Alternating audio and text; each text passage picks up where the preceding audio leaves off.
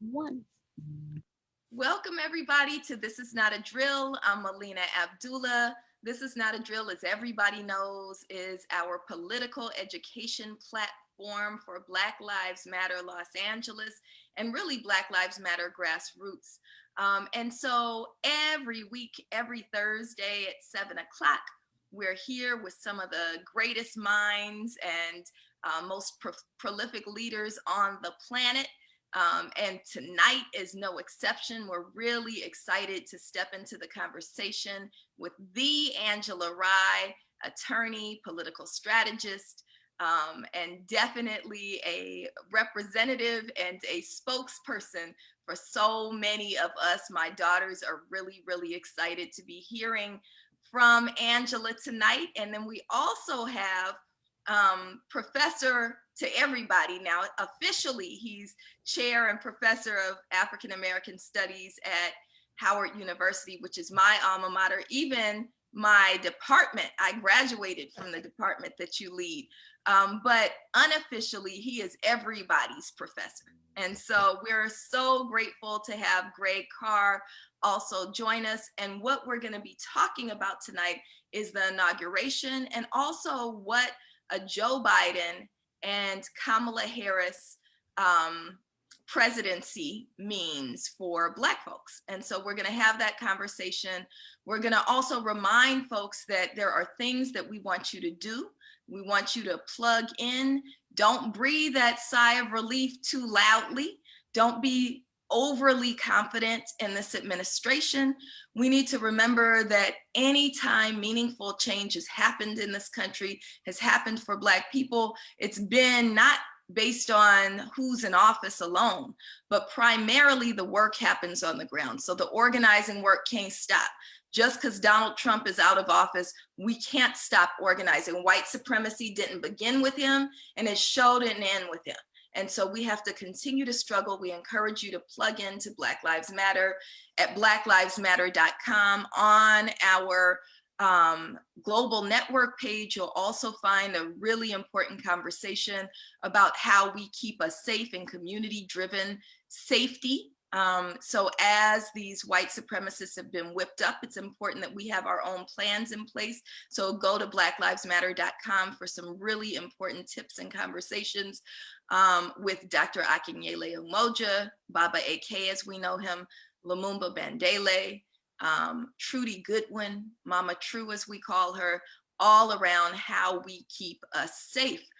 Also plug into blmla.org.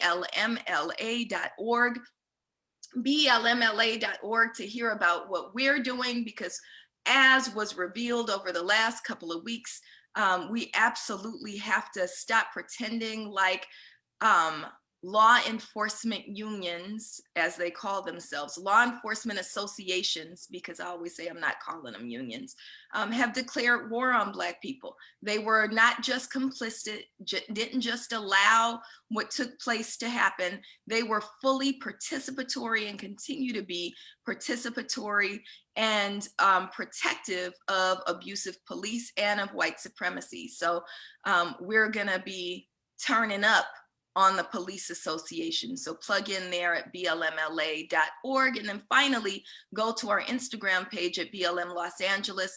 We're continuing to highlight Black-owned businesses of the week. What we're seeing is the pandemic's economic fallout is gonna mean the closure of 40 to 50% of Black-owned businesses in this country. We have to make sure that that doesn't happen. And the way that we do that is be intentional and deliberate with the use of our dollars. So that's enough for me for now. I want to jump into this conversation, and we're here till 8 o'clock, but I know Angela's going to have to jump off a little bit early. So we want to just start with you, Sister Angela. Yesterday, I said I wasn't going to watch an inauguration, but I think everybody did. And everybody, I think every Black woman that I know, even the ones of us who want to be critical, we were overcome by what it meant to see Kamala Harris be sworn in by Justice Sonia Sotomayor. We were overcome by what it meant to watch her engage with Michelle Obama. and what it meant that our first National Youth Poet Laureate was a beautiful Black queen from, or princess, she ain't a queen yet, right? From Los Angeles. And so we love, and they looked fly. Rajay is dropping in the chat. They looked fly. Yes, they looked fly. What did the inauguration mean? What can we expect? What are your thoughts? Well, thank you so much, Melina, for having me. You noted before we went live that this is our first public conversation. I really had to think about it, like, really? But it's just that your words are so powerful, even in our text exchanges, whether it's a directive to support, post something to say, to support what you all are doing, or it's an encouraging word. And so I just thank you for, with all that you carry for us and on behalf of the culture, that you still make space to uplift, your fellow siblings, whether it's by birth or just through cultural lineage. So thank you for having me. And to BLM and BLMLA, I'm with y'all all the time. So thank you. I support you. And I'm so grateful for the work that you've done to ensure that our lives matter and that we can survive in a much better way. And of course, he's everybody's professor, even though he was shaking his head. The great Dr. Carr, who is legendary, who I heard of before I was even on air with him for the first time. Thank you for all you do to teach us. We see why. Y'all see it's 11 books in there. He's read all of them, highlighted, tabbed. Okay, so know that when he comes with receipts. And so, sir, we are so grateful for you, and we love and honor you too. The inauguration yesterday, I'm gonna be honest with y'all in saying that as a former Capitol Hill staffer for 6 years, and then building my business, so much off of my Capitol Hill relationships and what I learned as a political strategist on the Hill, to witness the terrorist attack just a couple of weeks before, and to know that they were all going to be standing on a platform on the Hill for this inauguration. I would be lying if I told you that I didn't text my members and my friends and say, please don't go. I was so scared that something was going to happen.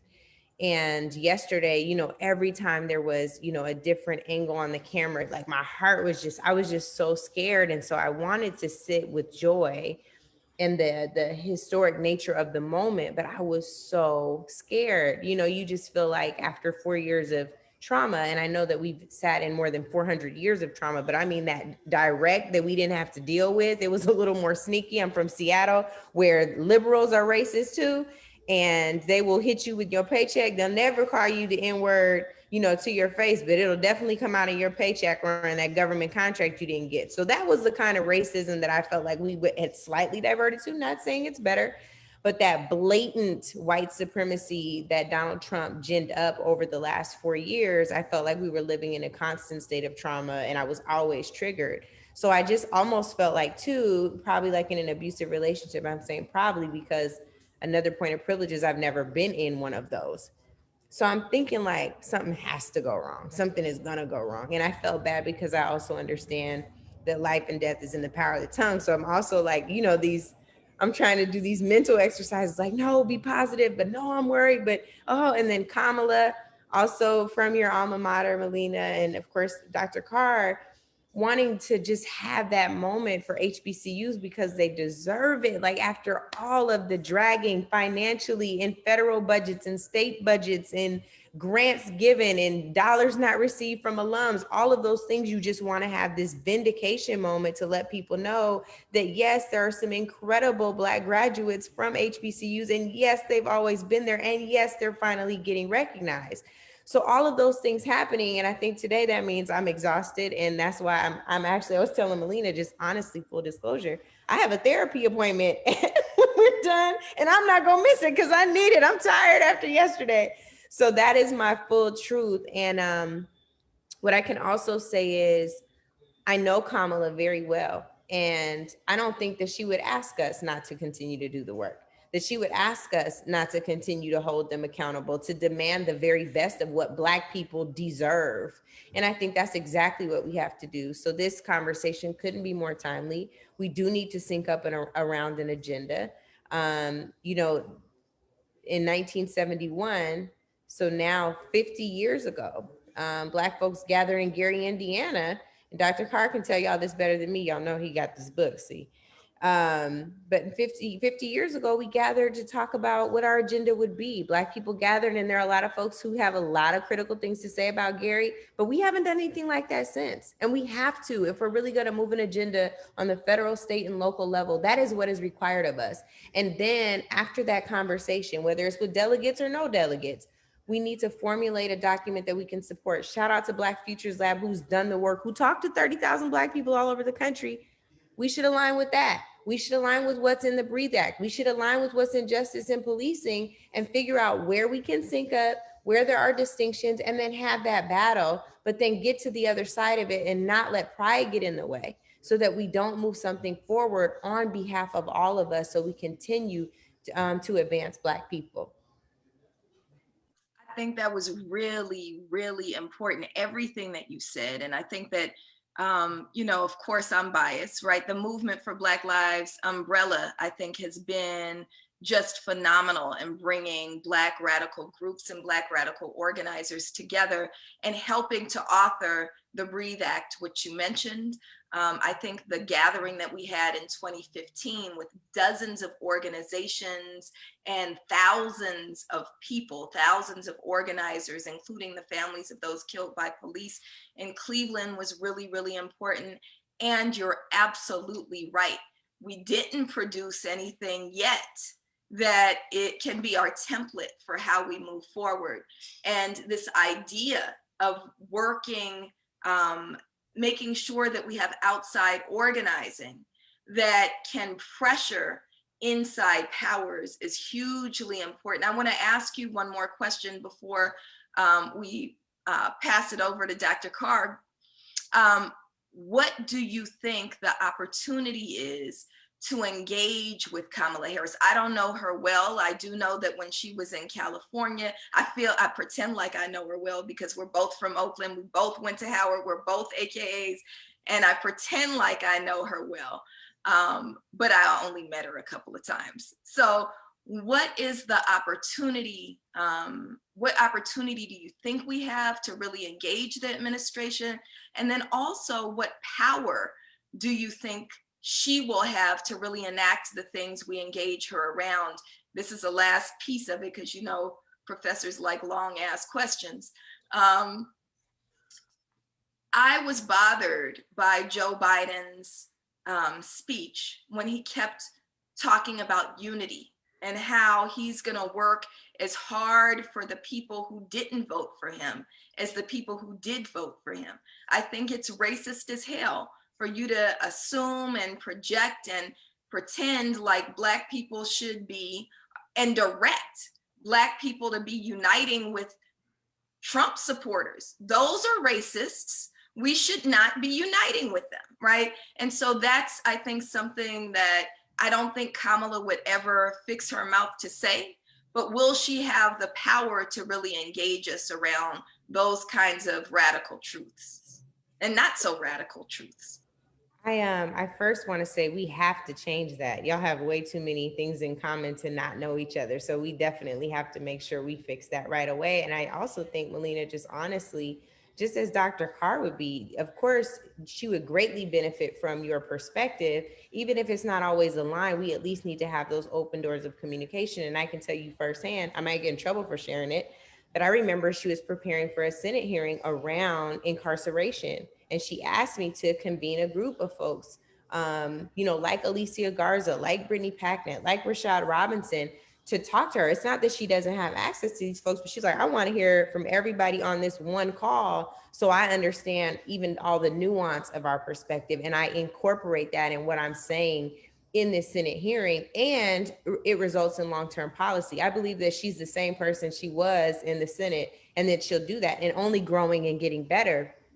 I also believe that I know that Kamala would never step into a role where her power would be stripped from her. And so I think that's another very important thing. I think that they're going to find themselves in a position to have to really need her, to have to need her perspective, to have to need her wisdom.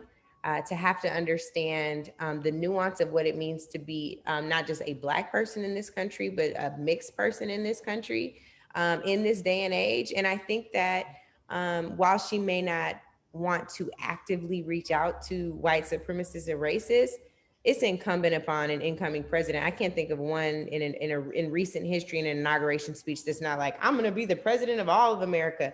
He went, really far out there, but he from Scranton. So, they do things a little different in Scranton.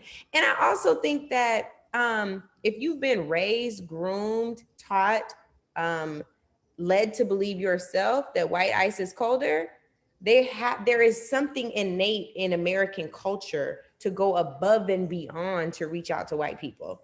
That's what they've been taught. Like they literally, I was having a conversation with my brother Charlemagne earlier where we were talking about they literally don't know how to care for us. They don't know how. And so once again, that burden is on us because we have to show them what it means to adequately take care of our interests. Do we want that? No. But can they do it on their own? Apparently not. Right. And so that means that it is going to be a requirement for Kamala and all of us. Kamala will not have the privilege of forgetting who she is and who she comes to serve, because even in her swearing in, no disrespect to Justice Sotomayor, but she said her name wrong from the get, right? Kamala. She didn't even say her name right when she was being sworn in this historic moment as the first Black person, first Southeast Asian person, first woman to ever serve in this role. Name not even said right. So she's going to always be reminded of who she is. I heard that too. I thought right. I was the only one who heard that. No, girl, you didn't. You were not the only one. I didn't want to get Sonia because I respect her. We don't have too many of them in alignment on these issues. But I think that she doesn't have a choice. She will be reminded from her friends, her sorority sisters like you, Melina, Howard alums, Howard professors like Dr. Carr, regulating. And so I don't think she'll ever have the benefit of not having to serve us. And that's just the truth. Dr. Carr, I want to pull you in because we do have a long history of having Black faces in high places that don't authentically represent Black people.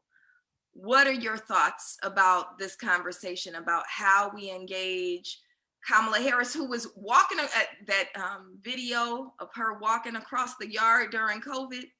That got me, those little things get me, right? What is your thought? Do you think we'll be able to engage her fully on a genuine, authentic Black agenda? Do you think that she'll have power? Do you agree? Not that I'm trying to get you to disagree with what Angela's saying, but what are your thoughts around this question? Well, I want to thank you, of course, Melina. Thank you, Dr. Abdullah, for the invitation. Always.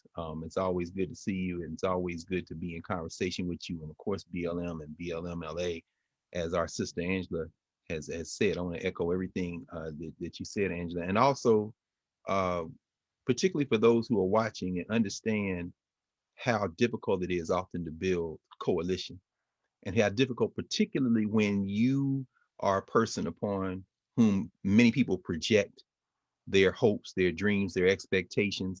And I'm not talking about Kamala Harris. I'm talking about Angela. I'm talking about you, Angela, because I think when you think about your platform and the fact that you engage across the spectrum, I think last time we saw each other physically, you were in DC having a conversation with our brother Nick Cannon about voting or not. And of course, Nick, hardwired into communities of folk who say nothing ever changes, for you to not only be able to step into that conversation, but to engage and then have a conversation leading to building something, that's a very difficult thing to do with somebody who everybody thinks they know. So I wish your therapist had a slot after you finish, because I damn sure need to talk to somebody. But I want to say I thank you so much for that. And so with that being said, I think the answer is simple answer is yes, of course. I don't think I don't think that Kamala Harris is going to, Vice President Harris is going to shut off any avenue to listen and have conversation. And I think all of us heard Sonia Sotomayor parenthetically mispronounce her name, and all I could think was what I've been thinking all along. I suspect that more Black people stress that final syllable because that's how we wouldn't say it, not knowing it. And I think there's probably some nerves crossed with everything else. But I'm thinking, I'm wondering how many times in her life black people said Kamala, because that's what we would say. You know what I'm saying? And every time I hear somebody black talk about Kamala Harris and use her first name, I listen for the half-second pause, because they saying to themselves, Kamala. You can almost predict it. So I don't know that Justice Sotomayor didn't, you know, and anybody Dapper Dan loves. Yeah, I know they probably know that story about how Sonia Sotomayor was on the bench when the feds was going to shut down Dapper Dan's shop in Harlem, and she went in there and told him, you can't confiscate everything now. We got some copyright infringement stuff, but you can't. And after that, Dapper Dan said, Sonia Sotomayor, that's my, you know, that's my girl. So anybody got street cred like that, you know, like I said, we gave her a little bit of a pass, but she definitely flubbed the name. But you know, I think she's gonna listen. I also think that you know, black folk, boy, we overburden politicians. I agree with Linda Sarsour. I agree with our sister Tamika Mallory. Politicians not your friends. It's nice if you like them, if they like you, but ultimately these are employees. And so, you know, we should be able to bang on Vice President Harris and bang on President Biden better than we could bang on Donald Trump, an open white nationalist, an open fascist. So, I mean, you know, I look at the Biden-Harris administration aspirationally. If we can push them the way Anna Arnold Hedgeman and A. Philip Randolph and them pushed Franklin Roosevelt, in other words, make them do it. I don't think, and of course, I don't know Vice President Harris. I met her a couple of times, very much in passing. A lot of Howard students, she puts a lot of them on. Some of our students, graduate work, been riding with her since she was on the Senate, I mean, on the Hill. But I don't think that she would be, and I'm projecting here, but I can't imagine it wouldn't be true. I don't think that she would be anything less than thrilled to be put in a position to be everything black people wildly imagine we want. And I think, you know, so in other words, I don't have any hope or any expectations about a presidential administration. All my hope and expectations about us. What you said was absolutely true, Dr. Abdullah, Melina. The work started the day after the election. The work starts now. I mean, the first stage was to get them in the room. And shout out Chuck Schumer, you weakling. You know, who has always been the same. Expect that primary in 2022, bruh. You got to get out the paint at this point. You actually playing footsie with Mitch McConnell, this unreconstructed devilish remnant of a earlier century is going to tell you that, you know, well, we need to think about the rules before the rules. Can you count to 50? Break his back. Oh, but see, here's the problem though.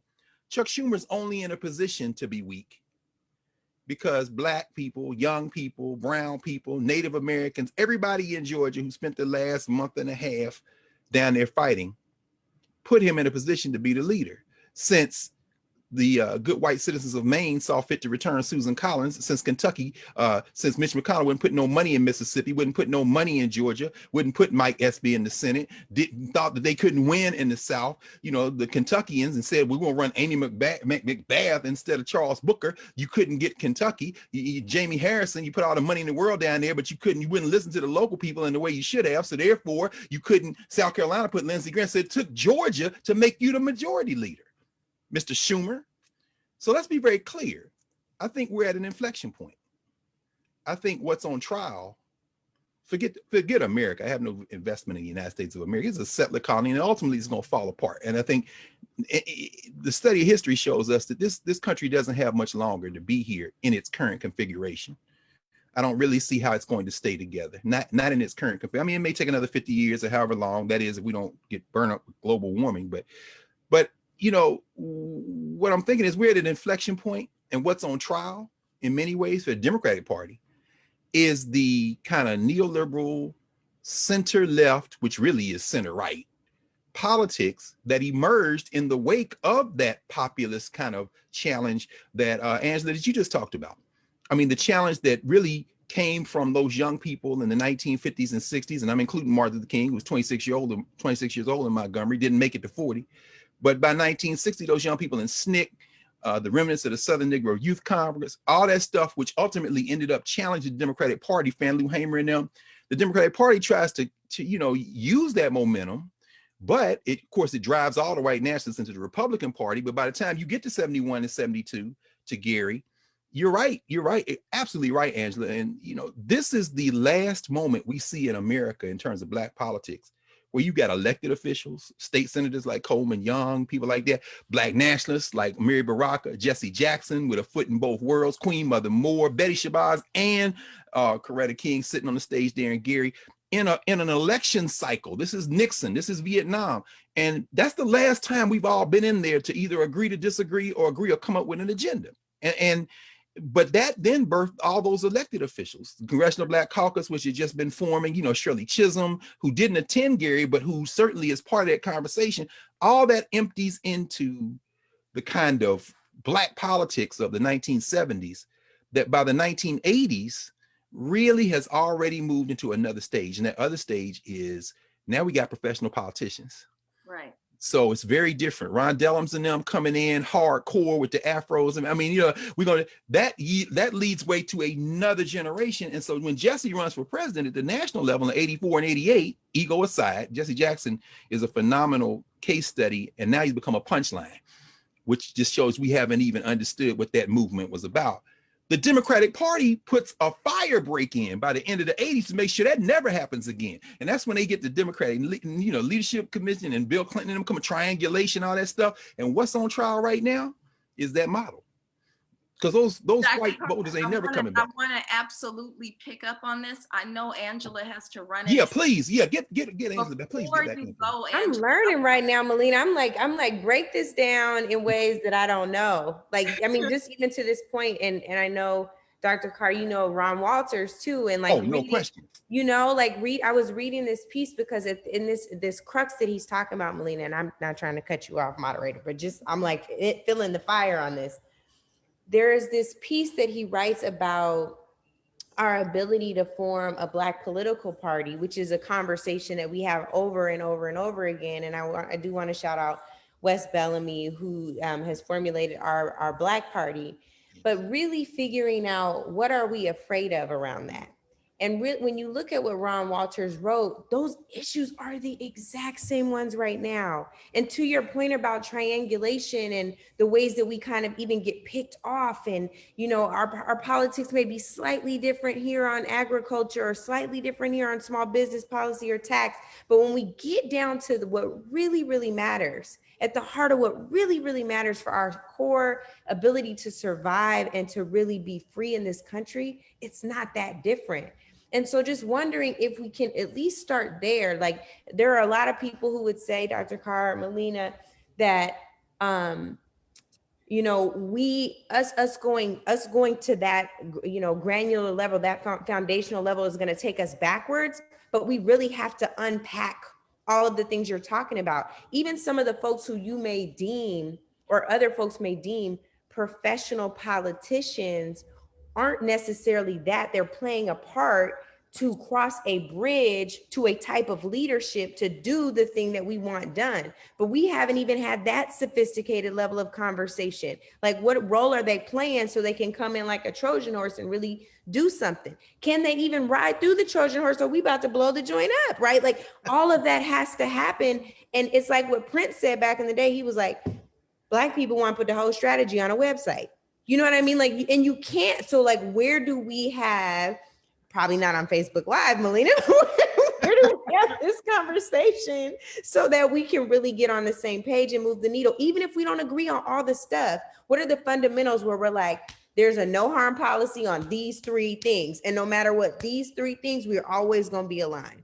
That's what I'm like passionate about. So hearing you say that, I'm like, yes, that's what I want to unpack. That's what I want people to know about Reverend. That, you know what I mean? Like, and how do we do that without giving people a pass, right? So apparently on Facebook, they're still lifting up the Kamala stuff, right? How do we push her? Now, I read Smart on Crime, right? And some of the things that she did not align with what she wrote in Smart on Crime, right? And so how do we push her? How do we, my mother made me, or tried to get me to pledge to not don't say anything critical about Kamala Harris until they win. Okay, now they've won.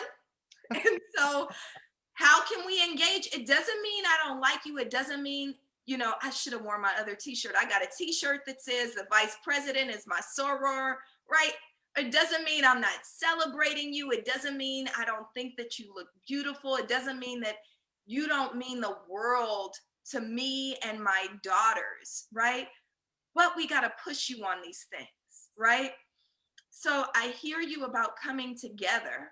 And how do we do that and balance it with the push? And before you go, because I know you're done, you got to go.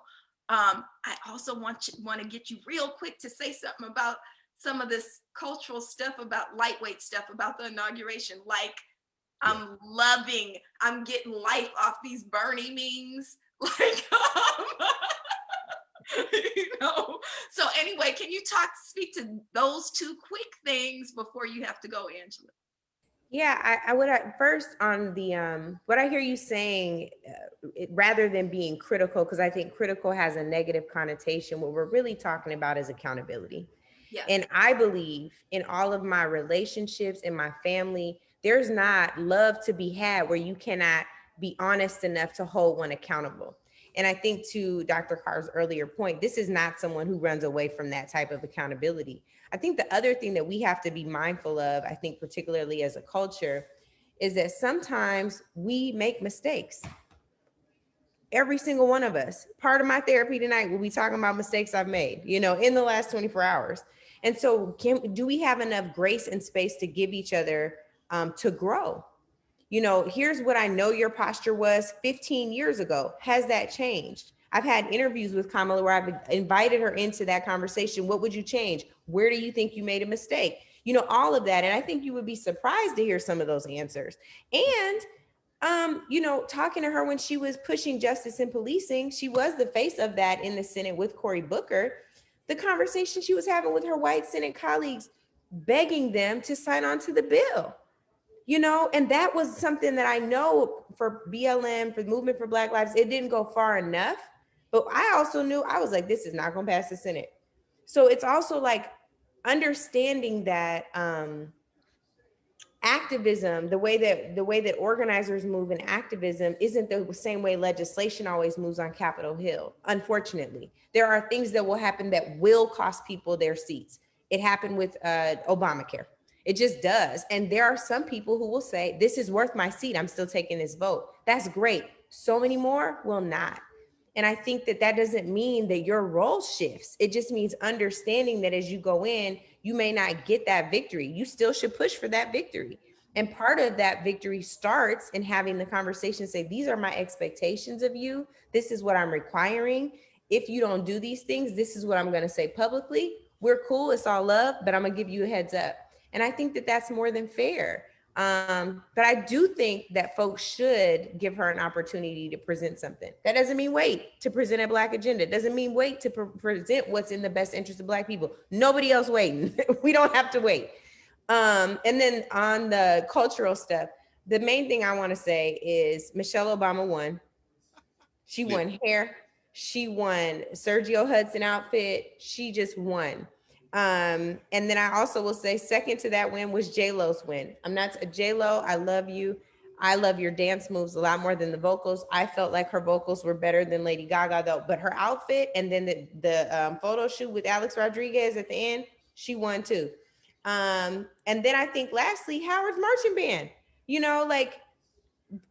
hey, like it was for the culture yesterday. And I hope that you all Howard folks over here, I'm honorary, but y'all are real Howard folks. No, I didn't go to Howard. They let me work there, and y'all still Howard folks. Yeah. But I'm honorary. And I just and the way, I don't know if you don't know this, but now Dr. Carr uses as much of a staple as the yard. So nice try. We'll come back to that. See me in about a year. We'll see. No, I'm just playing.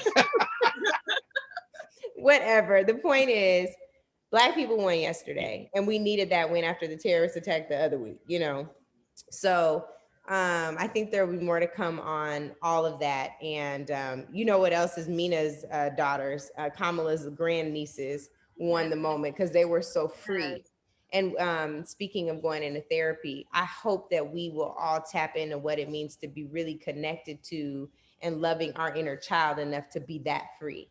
And when I think about the work that you all do every day, Dr. Carr in the classroom, Melina, you too, Dr. Abdullah in the No classroom, question. and Definitely. activism as well, like that is what this is really about. We're talking about the type of childlike freedom and liberation that we all walked into, but it was snatched from us as soon as we understood what white supremacy and racism meant in that country, this country, and what it will mean for us to finally be able to shed that, and there be a real commitment from people in corporate, in politics, on the federal, state, and local level, in the classroom, everywhere, in our neighborhoods, right? You know, in police departments, to really help us to ensure that we all are that free.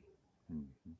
Well, Angela, I just want to thank you. I know you have to run and we kept you a little over from what you said you could do. I want to share with everybody that I texted you 1 minute and got a yes from you immediately. And that's love. And that's being there for your people. And I really appreciate it. And in your new spot, we're going to have that glass of wine we've been Yes, talking girl. about soon. And so again, I really appreciate you, love you, and have a great session. Thank you. Thank you Appreciate you, so much. sis. Dr. Carr, I'm sending you hugs too. Thank you for all you do for us. Much respect, love. See you Love soon. you guys. Bye. All right, so we're going to continue the conversation with Dr. Greg Carr, everybody's favorite No. professor, everybody's We professor. shoulder to shoulder in these classrooms, aren't we, Doc? Trying to figure out what the hell is going on. Let me tell you, Tandiwe is sitting here lurking in the back, listening to everything you saying. That's So all right. That's my child. Look, that's that chip off the block. You know we gotta take care of her. she got next. I mean, she's up now. In fact, we can get out of her way. We right. got the Abdullahs on both sides of the equation. I'm just in the middle saying, look, I'm just gonna ride this straight to liberation. I am not even mad. Look, we're using every tool you give us. So, we always say that Black studies, African American studies is the intellectual arm of the revolution. And, so thank you. You know that as well as I do, or better. I mean, Shoot, it's interesting. I wouldn't be here without Black studies. How about that? How about that? But then literally saved my life. And I know that's not the conversation today. No, I think it's part of it, I think, because I mean, what you all have been able to accomplish without compromise in California, for example. I mean, obviously see what Shirley Weber did, but then even as you all came out and said, wait, no, this has to be done correctly. That push to anchor the study of Black life, I think it's a microcosm and it's a model for struggle that we need to replicate, and that in this Biden-Harris administration, I was extremely, well, let me not say that. Let me not engage in hyperbole. I was not surprised that a person of African descent was not selected to be the Secretary of Education. I was not surprised that they floated several names, because we all know that Barack Obama made a huge error when he put his basketball buddy in charge of Department of Education, Arnie Duncan, instead of Linda Darling Hammond or any of the other many names of particularly Black women who we saw. And that would be an opportunity to make a statement about the importance of Black studies, the importance of the study of non-whites in this country, indigenous studies, and Latino studies, or however we would even narrate that. But Biden, of course, wouldn't do that. And didn't do that. So Right. Well, also Black studies is about not just what you learn. When we say intellectual arm of the revolution, that doesn't mean classroom only, right? It means we're the only discipline, and ethnic studies also is a set of disciplines that come from community organizing. That's Black exactly studies doesn't come from an ivory tower. Black studies comes from the people saying we need to develop intellectual tools where we're centered, but also where those tools then can be fed back into the revolution, right? And so that's really what Black studies is about. And I think you're right. It does speak to this moment, because that intellectual work is absolutely necessary as we think about the relationship between electoral politics and organizing on the ground. Because regardless of how kind or accessible or even open Kamala Harris, or let's be real, Kamala Harris is vice president, right? Right. Or Joe Biden, regardless of how they are with Black folks, and I actually reject the notion that Joe Biden's not racist. Like, I'm astute enough to know his history, but also, were y'all listening to him, to what he was saying even during this campaign? He said hella racist shit. No question. And people just wanted to give him a pass on it. Oh, that's just Uncle Joe. Well, there's a lot of racist white uncles, right? You, you setting fire to it tonight, Doc. I mean, you know, but can we be candid? Can we be candid? I mean, can we be candid? Yes, let's be candid. I don't know that, you know, okay. Joe Biden is a white nationalist. He's a soft white nationalist.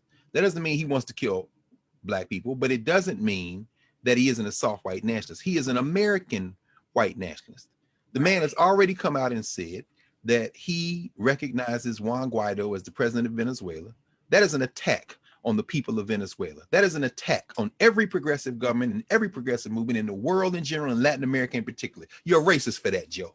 And anybody who backs you on it has bowed down. Juan Guaido is a clown, and you tried to undermine and overthrow the government of Venezuela several times. Nicolas Maduro, good, bad, or indifferent. Let's be very clear. You people are open enemies. You're gonna put a Black man at the Pentagon? Fine. What does that mean for AFRICOM? What does that mean to your policy? They just today confirmed Avril Haines, that bomber, as the director of national intelligence. Under Barack Obama, she was the deputy national security advisor, and before that, the CIA deputy director. She's the one that authorized and created the kill list that Obama authorized to let loose drones on people, including killing American citizens, since American citizens apparently are more important humans than non-citizens. But she's the one that did it.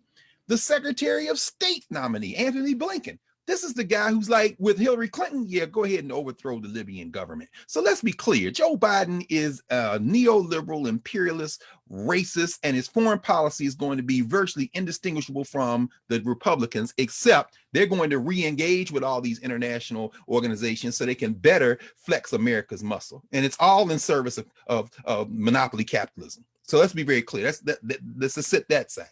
Now, domestically, you know, we all taught to respect our elders, but let's be very clear. Jim Clyburn, who bragged at the inauguration that George W. Bush said to him, you know, you're the one who saved us. Dude, you out here telling people that George W. murder mouth Bush complimented you, and you telling people like he's supposed to be proud. I know you're elder, so I'm gonna give you a little, you know, bit of respect, but let's be very clear. You, John Lewis, all them cats who, when y'all were young, were scared out of your mind when SNCC went international and started taking on the question of white supremacy. And so therefore you scurried over into the periphery of engaging in the political process from a safe distance. You've never not been that person. But at this point, I think politically, the decision to back Joe Biden in the primaries was probably sound, because there weren't going to be enough white people to vote for any other nominee, I don't think. And I know, you know, people can debate about Sanders, and maybe that's true. Warren, who I thought either one of them would have been much better than Biden, of course. But, you know, the majority of white people haven't voted for a Democrat for president since 1968. But enough of them voted for Biden to get it close enough for the rest of us to put it over the top. And so maybe picking Biden was the correct thing to do. But most of us are under no illusion. We don't talk like Jim Clyburn. We don't talk like some of these people who say, oh, Joe's not a racist. Most of us are very clear. This all but mummified old man is a tool. And unless your name is Dick Cheney, you ain't got much power as the vice president. So let's be very clear. Your main job is to stay alive, okay? Which in this administration might actually be a tactical move for you to be the president before 2024. So you stay safe, Kamala, stay healthy, sis. You do your thing. Why? Because this old dude right here, who, let's just keep it buck, we all watching and thinking, are we watching him deteriorate month by month? I mean, in other words, let's be clear, and we just talking real politics. Now, what has he done in the last 48 hours? Or not even 48, since he's been sworn in? Those orders. Melina, when I think about the things that you all do, not only as BLMLA, but in the larger formations in the street, there are people who were scared as hell they were going to get evicted, that at least now are trying to figure out what they're going to do after March, the end of March. Why? Because an executive order went out, said if there's federal process involved, we're going to forestall those evictions. There are people trying to figure out how to pay their mortgage who will breathe a little easier tonight because of that executive order. There are Liberians who worry about a knock on the door, who don't have to worry about a knock on the door now. They got other things to worry about, but now with that executive order, it's not going to be the deportation in the same way. And the Muslim ban, which is also the African ban. Nigeria was on that list. The Sudan's on that list. Eritrea was on that list. I mean, so when we think about it, there were things he did in the first 24 hours. And now on the other side, your friend, the pipeline. Exactly. Oh my God. The XL pipeline, shout out to the Lakotas, shout out to the water protectors and everybody else. That is exactly right. Fighting like hell, putting their literal bodies on the line. He signed it. Okay, that's shut down. That's did it. The wall, defund. No, we're not going to do that. DACA, all of 700,000 people. Now, the Republicans are going to do what they did every year up until 2016. They got a windfall 2016 to 2020. We basically got stuck with the Obama bill. We didn't get much from Obama, but we got stuck with the bill. Why? Because his presidency, in terms of optics, allowed the white nationalists to rally for one last death rattle, and they stuck Donald Trump in there damn near by accident.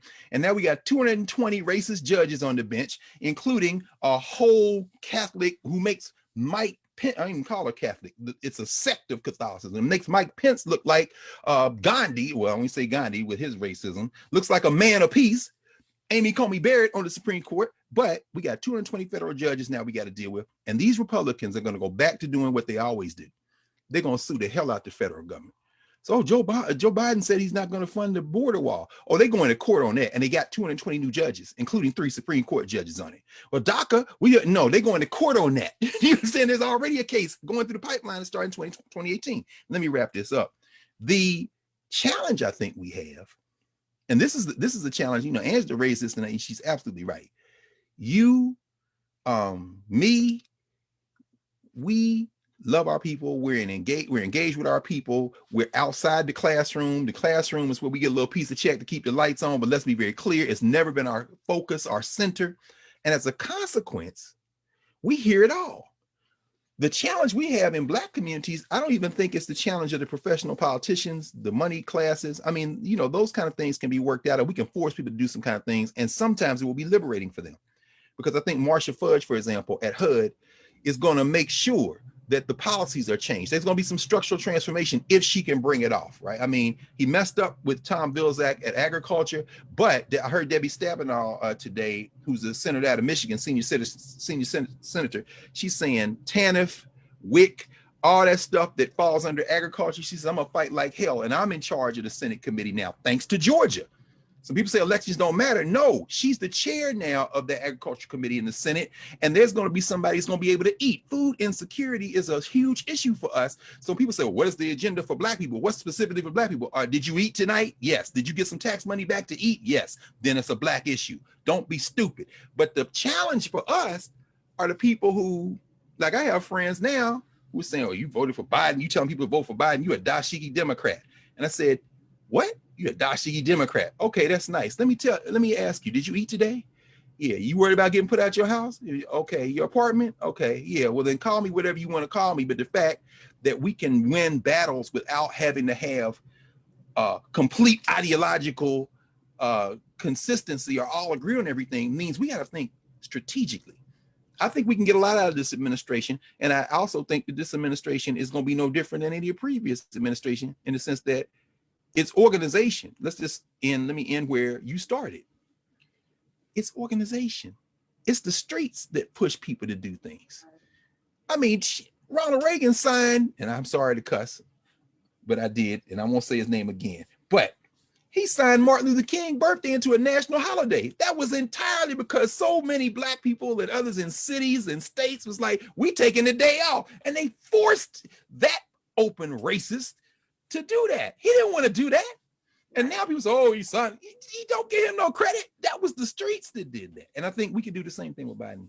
Yeah, absolutely. And I think that when we look at history, so there's this fear, I think, that a lot of organizers have, that because Biden is what I call a liberal white supremacist. What did you call him? A soft white nationalist? I just say soft white nationalism. He's not like Josh Hawley and Ted Cruz and them, but right. They're going to end up in the same place on too much. That's exactly right. Right. So they keep giving us like, well, do you want the violent, apparent white supremacist, or do you want this kinder, gentler form that, you know, will pretend like they're your friend, but still enact policies that mess you over, right? And I think that that's, you know, absolutely right, what we're facing, right? So like in Los Angeles, you know, I can't stand the mayor of the city, even though he planned a really great party, right? Eric Garcetti was on the inaugural committee because we blocked him from getting any cabinet appointment, thank goodness. Good right? job, good job. Yes. So, but he's one of those liberal white supremacists who likes to brag and lie. He told everybody he was in the Peace Corps in Ethiopia. He wasn't even he said he understood Black community because he was in the Peace Corps in Ethiopia.